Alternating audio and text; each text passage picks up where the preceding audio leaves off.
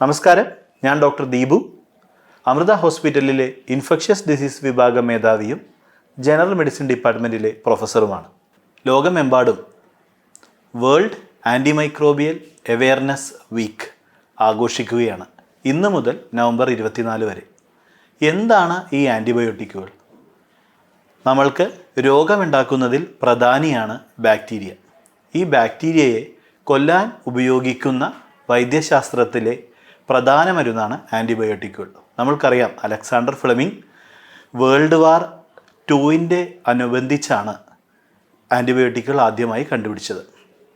World war 2 ഏറ്റവും കൂടുതൽ ആളുകളുടെ ജീവൻ രക്ഷിച്ചത് ഈ പെനിസിലിൻ എന്നുള്ള ആൻറ്റിബയോട്ടിക്കാണ്. പക്ഷേ നമ്മൾ മനുഷ്യർ പലപ്പോഴും കൃത്യമായി കാര്യങ്ങൾ ചെയ്യുകയില്ല. അത് കാരണം തന്നെ ആൻറ്റിബയോട്ടിക്കുകൾ ദുരുപയോഗപ്പെടുത്തുകയും ആൻറ്റിമൈക്രോബിയൽ റെസിസ്റ്റൻസ് ഉണ്ടാവുകയും ചെയ്തു.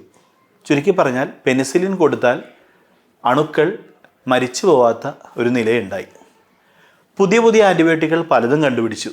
പക്ഷേ എങ്കിലും കൃത്യമായ ഉപയോഗം ഇല്ലാത്തതിനാൽ ഈ ആൻറ്റിബയോട്ടിക്കുകൾക്കെതിരെയും റെസിസ്റ്റൻസ് ഡെവലപ്പ് ചെയ്യുകയുണ്ടായി. ഈ ഒരു അവസരത്തിൽ നമ്മളെല്ലാവരും ആൻറ്റിബയോട്ടിക്കുകൾ ശ്രദ്ധയായും കൃത്യമായും ഡോക്ടർ പറയുന്ന അളവിൽ, ഡോക്ടർ നിർദ്ദേശിക്കുന്ന രീതിയിൽ കൃത്യമായി കഴിക്കേണ്ടതിൻ്റെ ആവശ്യകത മനസ്സിലാക്കേണ്ടിയിരിക്കുന്നു. അത് നമ്മളുടെ അസുഖം മാറാനും ഈ ആൻറ്റിമൈക്രോബിയൽ റെസിസ്റ്റൻസ് വരാതിരിക്കാനും വളരെ ഇമ്പോർട്ടൻ്റ് ആണ്.